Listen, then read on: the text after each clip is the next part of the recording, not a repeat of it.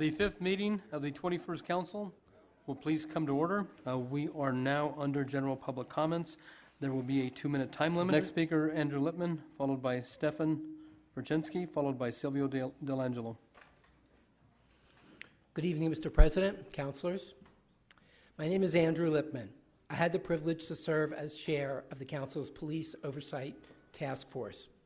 The task force completed its work last week and has submitted its final report and recommendations, which are being introduced tonight as Bill OC-14-2. I would like to thank the Council for allowing me to serve on this very important task force. Having a well-functioning and respected civilian police oversight process is vital to the safety and security of our community. Only with trust and cooperation between the civilian population and the police is our community truly safe. The task force is recommending significant and sweeping changes to Albuquerque's current civilian police oversight system, including the creation of a new civilian police oversight agency with greater independence and clearly defined advanced training for its civilian members. This new agency, if implemented, will have greater authority and expanded powers and will administer its own budget and staff. As the former chair of the task force, I hope and recommend that the City Council, through the Finance and Government Operations Committee, FGO, to which Bill OC-14-2 will be referred, will conduct a study session for the full City Council, followed by public meetings or town halls to explain the recommendations of the task force. Thank you, Councilors Garduño and Winter, for sponsoring the resolution creating the Police Oversight Task Force. Thank you, President Sanchez and Councilors, for allowing me to serve our community as Task Force Chair. Thank you. Councilor Winter. Thank you, Mr. President. I just want to say to all the members how much time and effort is very much appreciated. I know it wasn't always an easy going, but I appreciate very much all you all's hard work. Thank you. Councilor Garduño. Mr. Lippman, I also want to echo what Councilor Winder has said. Not only was the work hard, but I think it was diligent. It was sometimes, I'm sure, if not heated, there were some discussions that were hard to get over, but as a group, and I see some of the members here tonight, as a group, you just were able to tackle the issue, stay on task, and do work that I think everyone should be able to model, any kind of committee or task force after. So thank you for that. Thank you very much. And it was a difficult and challenging task.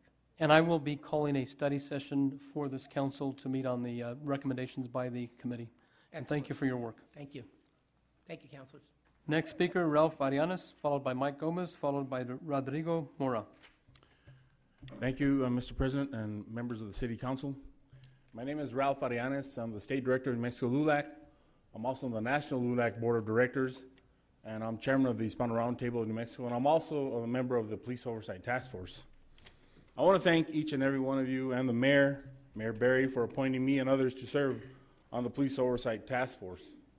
We all know that oftentimes there are many people who criticize the process, but very few are willing to volunteer a great deal of their time to bring forward solutions to problems. The members of the Police Oversight Task Force did a great job of developing a plan and a set of recommendations that we will address and the many shortcomings of the current system.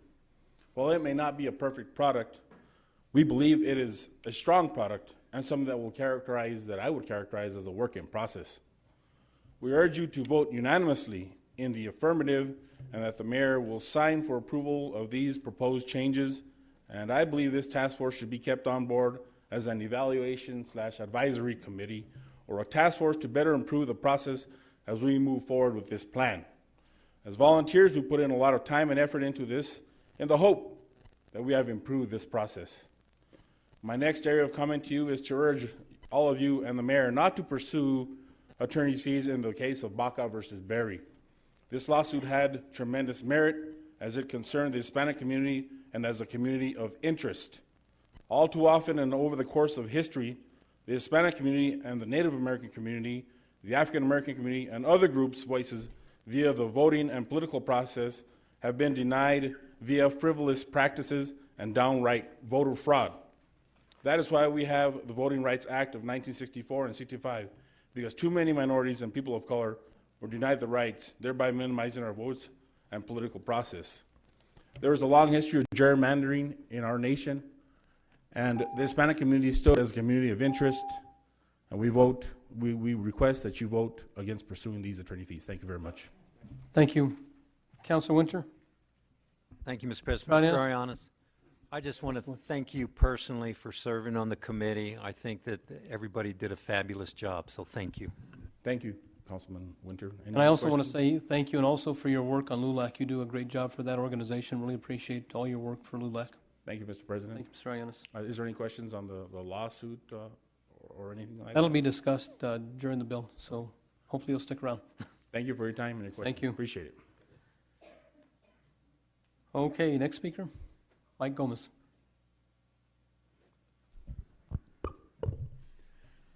Councilors, we got 24 million and counting of taxpayers' dollars being spent on lawsuits because of APD. Then we have the poor police force who just asked for a little bit of a raise, and you know, they don't get it. They deny what is supposedly a good offer, which is the best thing that they could have done. You have someone here who gets $33,000 raise. You have someone who quits the police force, the mayor's heir apparent for chief of police, who bails because he doesn't want to be here.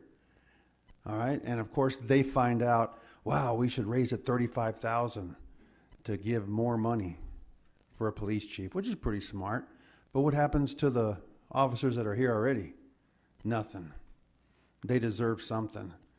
And I don't know what your true functions are here on the council, but hopefully one of them is human rights, is to do the right thing for the people, the firefighters, the police, who are out there all the time fighting the elements and trying to help our citizens.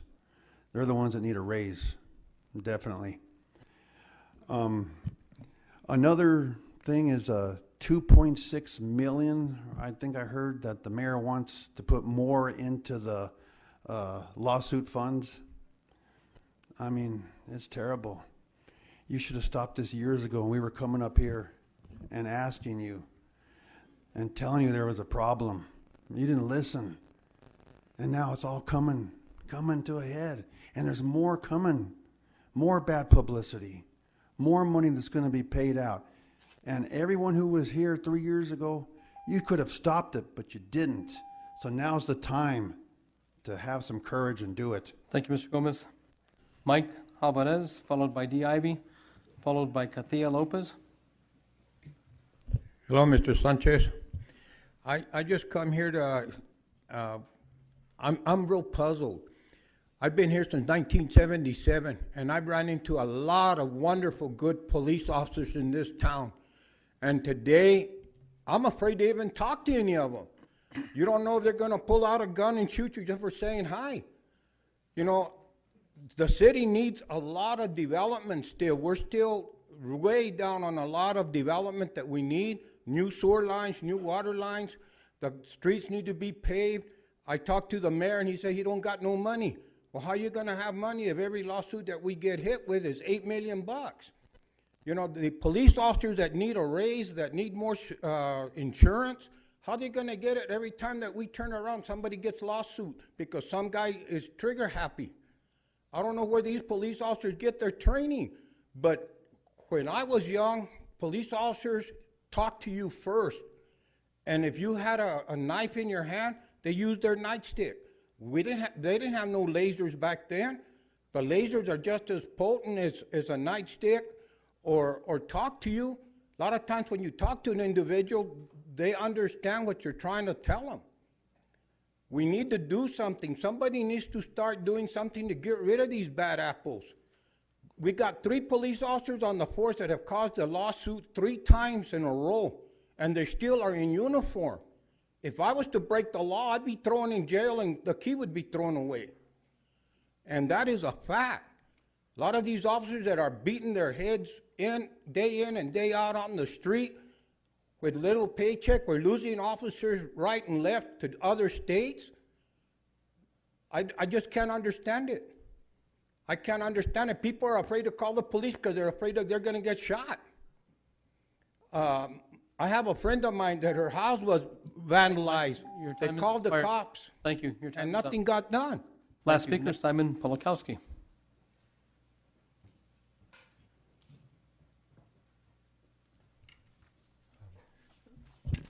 Council President, Council. Normally, I'm a former producer at Channel 27 until a year and a half ago when management changed and they changed the format from live to pre-recorded with no comment. So I've decided to come down here. I wouldn't come down here and waste your time and especially my time, but since I'm unable to be on television where people wanted to watch and hear what I had to say, listen and comment, I've been forced to come here. Coming down here and listening to these people talk about minimum wage, we're now, every American suffers from being spied on, being accused of things that they don't know. In secret courts, what we need is a public court to try those responsible for the present economic situation in this country. Bring them to trial. There wouldn't have to be these fights over minimum wage. In fact, here in Albuquerque, we have a long history of spying on the public. Under former police chief Joe Polisar, there was a secret division within the department which spied on the citizens of Albuquerque. In fact, their files were supposedly burned over on Kirtland Air Force Base after an injunction by a judge denying people access to what these files contained. And of course, the people, again, don't know what's really going on. So I encourage everybody, one and all, to come down here and to use these 2 minutes. Also, I have here a Bill of Rights. I suggest that everybody in the department learn what the Bill of Rights is and take a test. And if they can't pass a test about the Bill of Rights, they shouldn't be promoted to an officer. Thank you. Thank you. That concludes general public comments. Okay, we are now on item D. Councilor Benton, Gordillo, and Sanchez, R-20. Councilor Benton. Thank you, Mr. President. I'll move a due pass on item D. This is R20, urging the administration not to pursue attorney's fees in the case of Baca versus Berry. And councilors, this is really a very simple resolution. We, at the advice of our own attorneys, do not have standing in this case. The case was brought by 4 citizens against the mayor as the named defendant. But I want to just, in the most simple terms, explain what it's about. Not all of us, but some of us were here when we went through the redistricting process. Council voted on a map. The map was there was a lot of debate about it. There was a lot of public speaking against the plan that was adopted, and it was adopted very narrowly by the previous council and signed by the mayor. The only recourse for a citizen, once those actions were taken by the council and the mayor, was to go to court. And that's what 4 individuals stepped forth on behalf of others, many, many others who agreed with their concern and brought the case to court. So they were, in my opinion, exercising their due process rights under our Constitution to disagree with the decision of this body.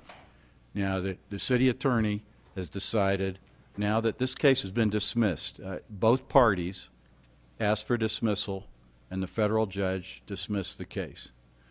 There was nothing in the judge's opinion that used the word frivolous or anything of the sort. These were characterizations made by the city attorney and by the Albuquerque Journal and so forth, but not by the judge, if you read the language of the decision. So to dismiss the case.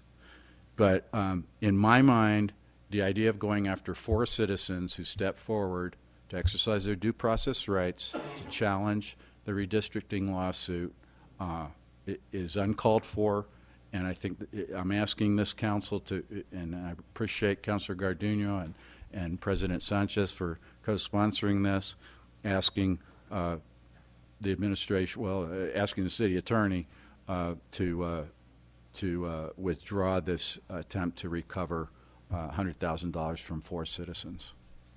Councilor Garduno? Thank you, Mr. President. I absolutely concur with Councilor Benton's analysis of what happened. It certainly was not in any way a declaration by the judge that this was frivolous. In fact, if anything, I think if we proceed with this, and I would caution us, that it would be frivolous. So I stand with my council colleagues in supporting this. Thank you. And we have 2 individuals that are signed up to speak on this bill. The first speaker is Tad Naminsky, followed by Claudia Isaac. Thank you.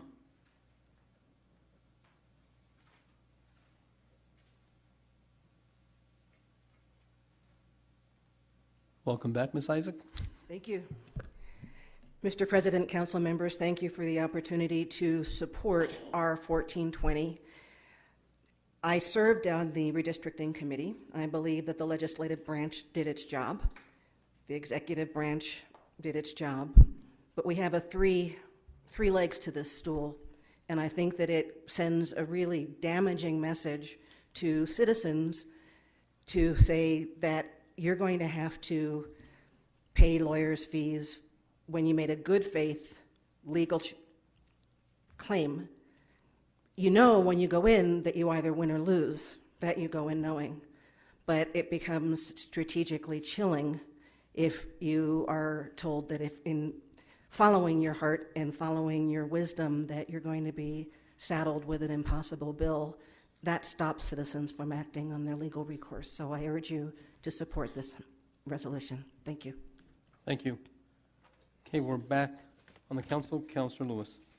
Thank you, Mr. President. Maybe Mr. Melendrez would answer some questions here. Since this specific case is really that's what this specific bill is about. First of all, if this passes tonight, does the city attorney have to do what the council says if it passes?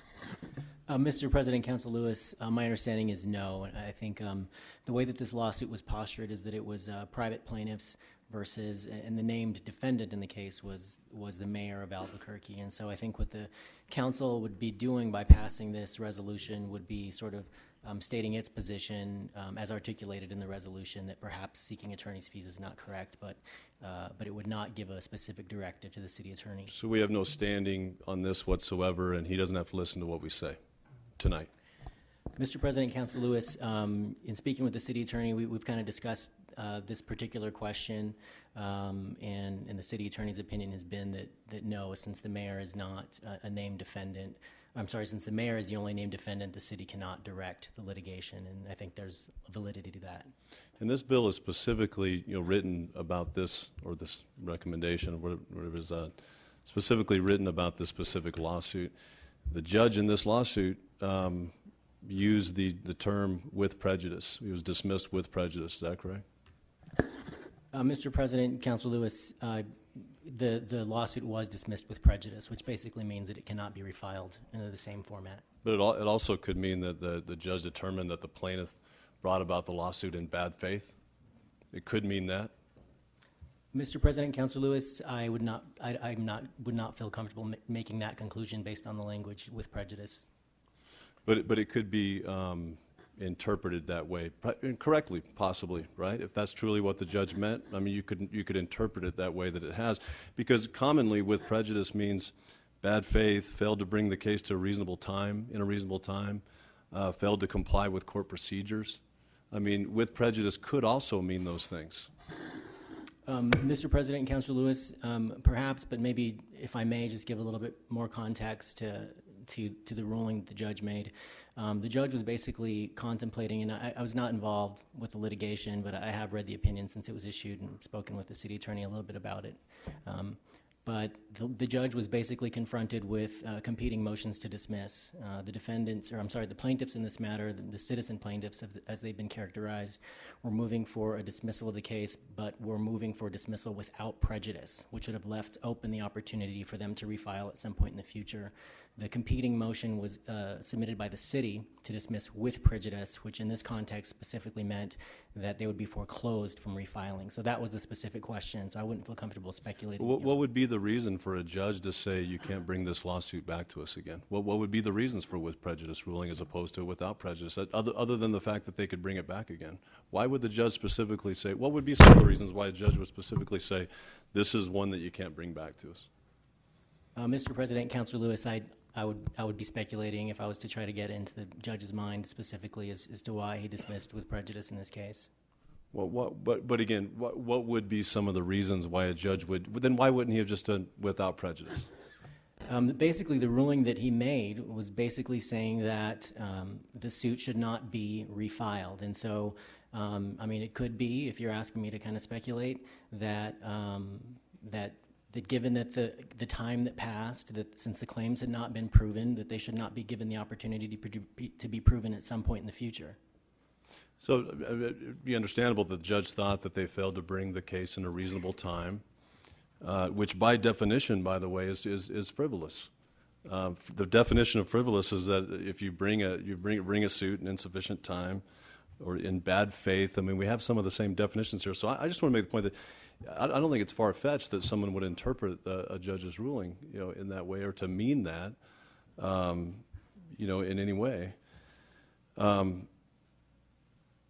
Let's say that this were a policy, this were a matter of policy, and this council were to actually, vote to approve this bill, and it became, in a sense, a matter of policy. This is a public body making a statement, and would that any other lawsuit that's dismissed with prejudice? I mean, would we be hindered in any way from being able to try to recoup the taxpayers' dollars when frivolous lawsuits are brought against the city of Albuquerque? Would this put us in, I guess, in a liability that we would be putting a policy in place that would hinder our ability to ever be able to go after attorney fees? Mr. President, Councilor Lewis, there's, I think, a couple layers to this issue, and one is any time that the prevailing party in a lawsuit feels like attorney's fees are warranted, there are certain legal questions that are presented to a court so that court may determine whether or not attorney's fees are warranted in that particular case. And so given kind of that legal posture, I don't think that the council's action tonight would preclude it from seeking attorney's fees at points in the future. This resolution deals specifically with the case Berry versus Baca versus Berry, and so no, I don't think that it would impede on the city's ability in the future to Thanks, Mr. Melendez. Appreciate it. Then I guess one of my questions, would be to the sponsors is why just this case then? Why not make this a statement about every case that's dismissed with prejudice, and why not? Why specifically about this specific case would we do that? Let me go, Councilor Gordillo, then Councilor Benton, and then Councilor Pena. Well, I appreciate the discussion. With prejudice means a lot of things, but it means primarily when it was issued and under what circumstances. Mr. Melendez, I think, has explained that with prejudice meant that it was not to be brought back to court, not anything else. You're right, it could, if the judge would have wanted to say that he didn't like the way the plaintiffs dressed, he could have said that. He could have said almost anything, but it didn't. He put it in, or cloaked it in, what was presented to court. Now, another thing that is interesting, and the last thing that Councilor Lewis queried about was whether or not we should have included every single situation. Well, I think that we can say that any SLAPP suits brought by anyone, including the city attorney, should be disallowed. So if that's something that Councilor Lewis would like to amend and put into the resolution, I would welcome that amendment. However, let's remember that the city attorney, although there's been a lot made about whether or not he has to listen to the council or not, or work independently and only listen to the mayor, is totally misinformed. The city attorney works for the city council and the mayor, not one or the other. So let's remember that and put that in correct context. Thank you, Mr. President. Mr. Turek, did you have a comment regarding Councilor Gardeno's statement? I have a comment regarding the slap lawsuit, yes. Go ahead and proceed. Mr. President, councilors, it's been represented that I've said this was frivolous in the paper. I've never said that. It's said that in the paper, at least in the write-up, and I just read the January 5th Albuquerque Journal article. I never said any of the stuff that's in the write-up and what Councilor Benton represented. That's wrong. Secondly, we never filed this lawsuit. Councilor Gardeno, they filed the lawsuit. We didn't file a slap lawsuit. We filed a motion to get the fees back. And the determination of whether something's with prejudice or without prejudice, yes. When something is with prejudice, it can be a sanction. You never get to file that lawsuit again. It was bad. They didn't even look into the facts of this case. The judge dismissed it because they didn't do anything on this case. They made a bunch of allegations, such as this. Plaintiffs argued in particular that the plan adopted by the city minimizes the opportunities of Latinos to participate in the political process and to elect the representatives of their choice. Plaintiff further asserted that the plan has unnecessary and unjustified population deviations resulting in a violation of the rights of plaintiffs to equal protection. They didn't do anything, Councilor Gardeno. They didn't do discovery. They didn't answer discovery. They didn't show up for depositions. They didn't respond to written discovery. They didn't provide an opportunity to depose their expert. And that is why the judge dismissed this lawsuit. You might have a car accident with someone from another state, and you might be in federal court. But when it becomes an issue where the judge has to make a determination whether you followed his orders and followed the rules that govern cases in federal court, that's a real big deal. It doesn't matter what type of lawsuit. If you didn't follow those rules, the judge can sanction you. Mr. President, if I may respond. Let's go ahead and proceed to Councilor Benton, and then we'll come back to you, Councilor Gardeno. Mr. Turek, you're describing actions that you don't think were correct on the part of the plaintiff's attorneys. So why are you going after the plaintiff? Mr. President, Councilor Benton, the plaintiff is the Yeah. responsible Well, party. these are 4 citizens, 2 from the old District 2, 2 from the old District 3. What are the recourse that they have? There are recourses against their attorney, Councilor. Yeah, but they don't have any resources but to bring this case. If their attorneys were incompetent in some way, that's no bearing on it. This bill has to do with relieving or asking you as a human being to relieve 4 citizens of this city from the burden of paying for your attorney fees. Okay? What this bill is saying, we don't recommend that. All right? I know you feel like you're somehow under attack. I don't really care what the Albuquerque Journal says, because I don't think that they necessarily characterized the thing correctly either. And you may have not used the term frivolous. They certainly chose to use it, and it's been bandied about quite a bit by those who would like to see these people punished. But the Journal didn't. I think I agree. I don't think that the Journal quoted you in a quote as saying it was frivolous, but it's certainly been characterized that way, and as was just done by Councilor Lewis. All right, but the fact is, these 4 people, whether their attorneys did it right or not, had the right to bring the suit. They certainly had a right to bring that suit. So what I'm seeing, and on the face of it, is you're going after those 4 individuals. Now, let's go back to here's someone that you rely on quite often recently, Louis Stelzner. He was our city council attorney during the redistricting process. Those of you who were here at the time will remember Louis Stelzner.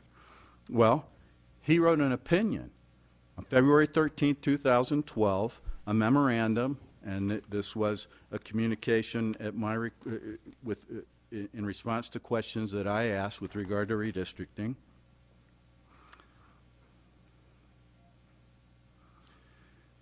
In my opinion, a claim against Plan L would probably not succeed. This is concluding paragraph. However, I have to say it would present a colorable claim, unlikely to be dismissed on summary judgment, which it was not, and with some chance of success at trial. So, therefore, a challenge to Plan L represents a risk worthy of consideration. Prior to that, leading up to that, he said, voters in a particular district could point to discrepancies that could be significant enough to generate some litigation. For example, residents of District 2, which has the highest positive deviation, could bring a challenge based on characteristics of the district, such as high Hispanic population, current Democratic control of the district, economic status, and perhaps relative deterioration of public infrastructure. So our own attorney, who you're still using as an outside source, said it was a colorable claim, that it was and it was brought forward. Yes, it did drag out. There was a lot of discussion in court about the outcome of the election. I wasn't party to how these strategies or how these discussions occurred in court. I wasn't there for all of it, but certainly all parties were including the judge, I think, were grasping at the issue of the upcoming election and so forth. And there's a lot of allegation that this was all just done for the purposes of an election, which I strongly disagree with, knowing the people who brought it forward had nothing to do with the election. But on the face of it, to me, you're going after 4 citizens. And okay, yeah, sure, you're telling me that then they can then sue their attorneys. Wonderful, Meanwhile, this to me clearly is trying to stifle their right to bring such a suit. I'm going to go to Councilor Pena, then Council Vice President Jones, then Councilor Gardino, and then Councilor Lewis. I think my question was answered, but I'm just going to add, I just want to comment, Councilor Lewis stated that why this case. For me, part of the concern with this is that, when the lawsuit first went up, I really didn't agree, as Councilor Benton knows that I didn't agree with it. I know that it was going to be on the district on the other side of the river, but I still kind of didn't agree with it. But the reason why this case and why we should urge the mayor not to pursue this is because it does come from the whole premise of the redistricting is because we want fairness for our communities, our disadvantaged communities, communities of color. And when we send this kind of a message to people that really don't have access to be able to do any other recourse other than try to stand up for themselves in the legal system, I think it really sends a really bad message. So, that's it. Council Vice President Jones. Thank you, Mr. President. I think we're a little way beyond what we're discussing here. First of all, anyone sitting in this room can file a lawsuit against the mayor. Anyone sitting in this room can file a lawsuit against the city council. Anyone who's sitting in this room can file a lawsuit against me personally.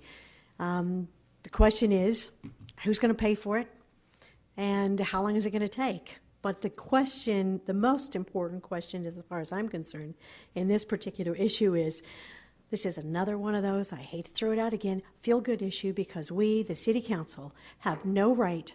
We are not involved in this. We have no right other than to say, Mr. Mayor, please don't do this. We do not have a right. We can vote any way we want. It will not affect, and we cannot tell the mayor or the city attorney to not pursue fees. We do not have that right as a city council. And I'm not sure why we keep inserting ourselves in issues like this that we have no right to do.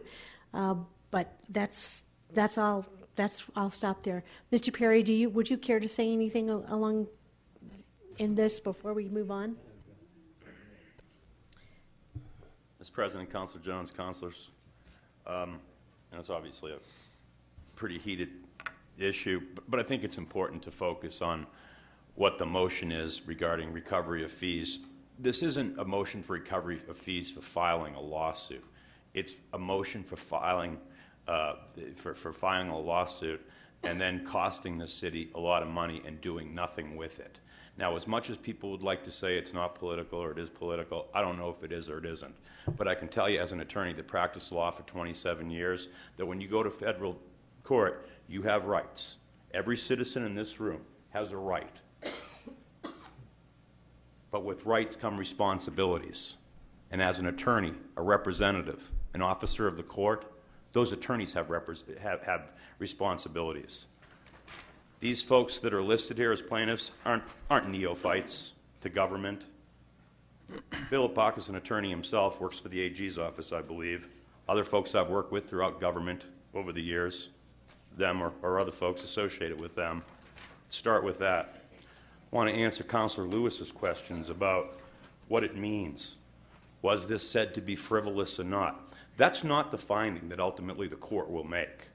The court will have to make determinations based on the conduct of pursuing this lawsuit. Let me just give you some quotes from the order itself. Let's think about what the court was thinking about. After the court entered a stay of this case through 2 separate elections in order to allow the plaintiffs time to determine whether they remained an issue to litigate, plaintiffs to date still cannot make a decision about whether they have a meritorious lawsuit or not. While the case has not been tried on the merits, plaintiffs have been given sufficient opportunity to determine if they have a basis to pursue an action for unlawful redistricting of the Albuquerque City Council. The fact that the plaintiffs have not budged from their earlier position lends some support to defendants' contention earlier that if the change in the city charter precipitated plaintiffs' decision to dismiss the case, plaintiffs should have requested dismissal shortly after the change occurred in March, instead of waiting all the way until July to do so at a time closer to the mayor's election.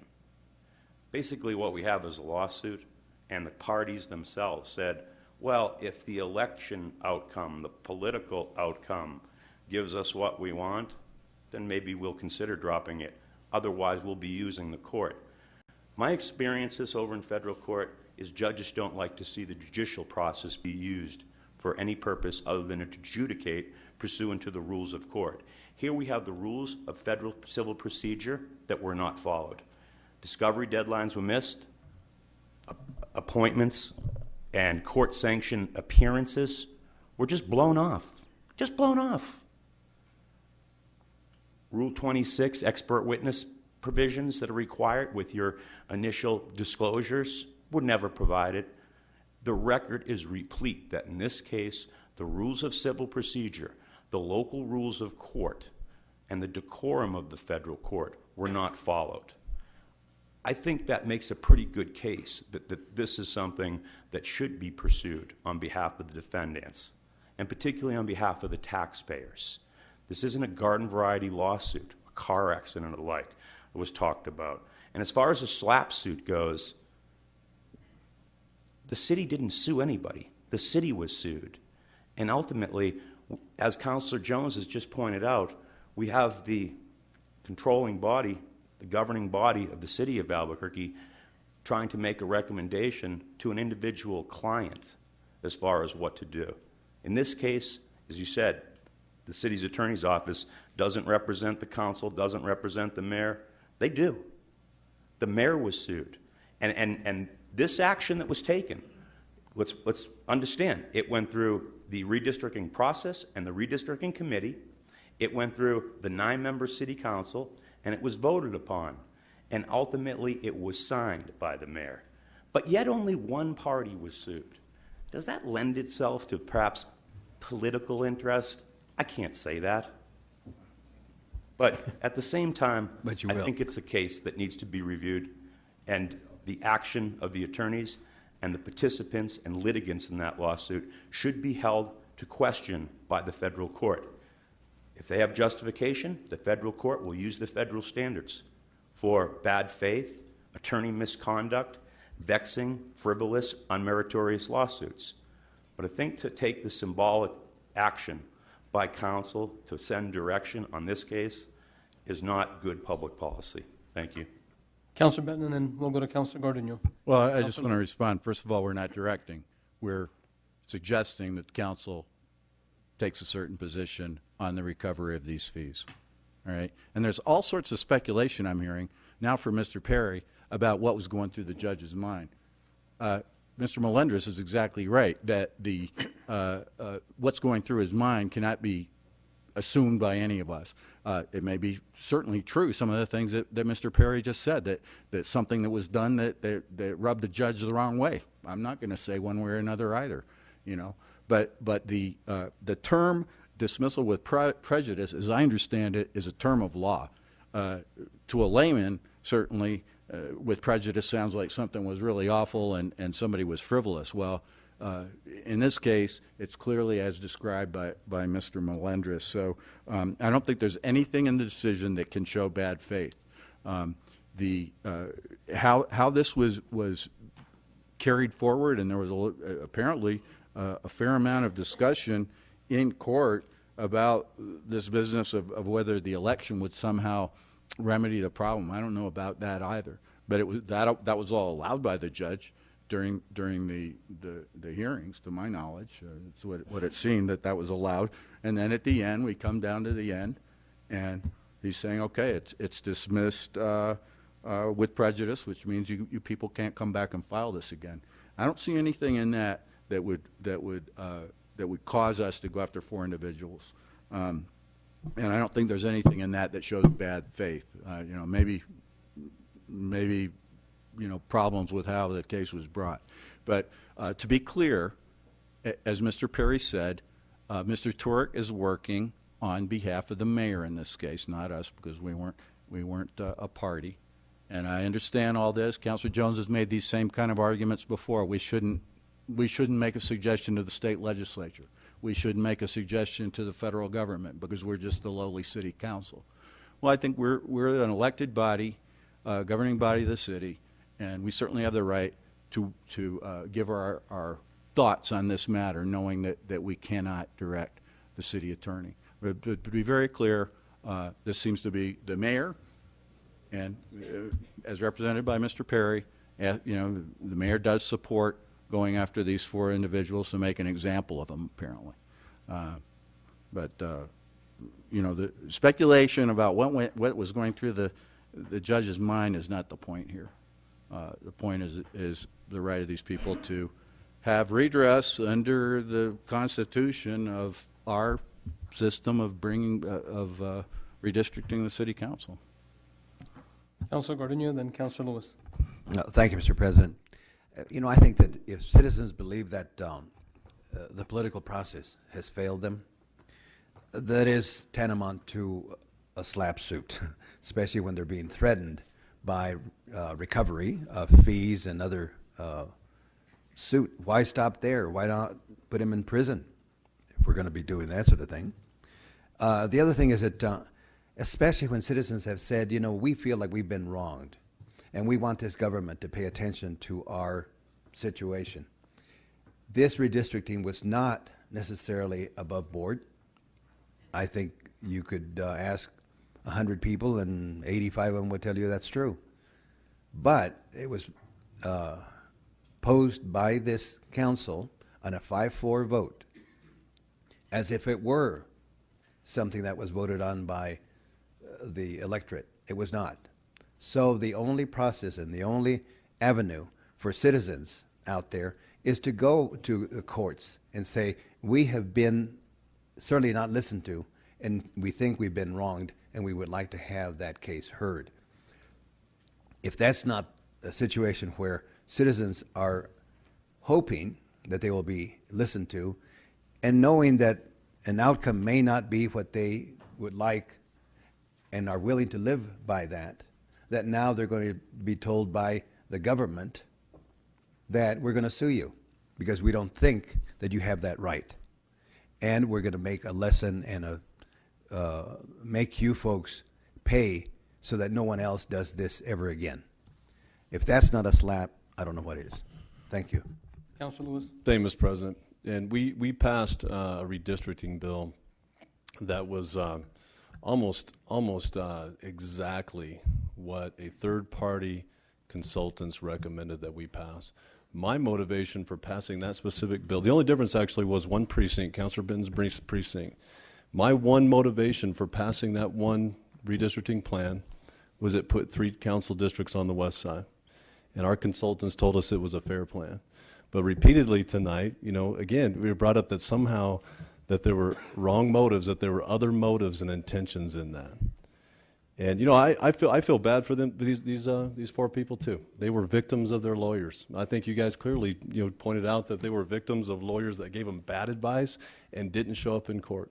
And you got a judge that ruled with prejudice and then made some specific explanations that these guys didn't even show up in court, didn't meet deadlines. So to me, that says bad faith and unreasonable.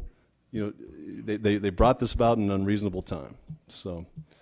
I mean, it just couldn't be more clear. So for us to make a statement like this that we could just make directly to Mr. Turek himself, but by doing this here tonight is, again, you know, if there's anything that's a political move, these are the kind of political moves that we complain about all the time. Councilor Gibson. Yes, thank you, President Sanchez. I obviously was not here when redistricting was done.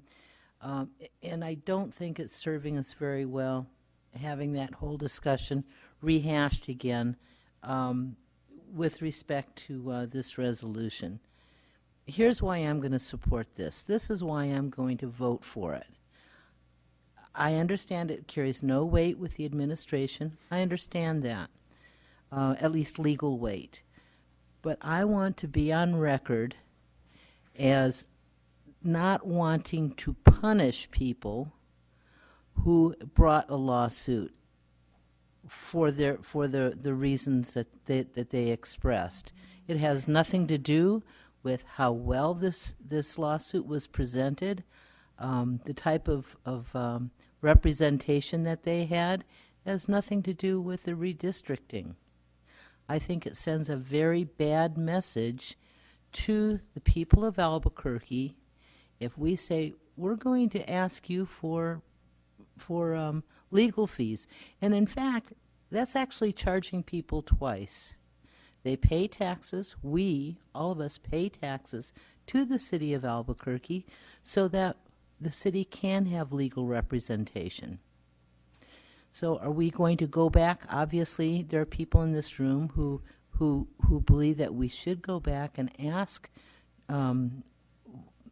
for $100,000, whatever it was, to pay for the city's lawyers. Whether they were actual city lawyers or contract lawyers, I don't think it makes any difference. So that's why I'm supporting this. Thank you. Councilor Lewis.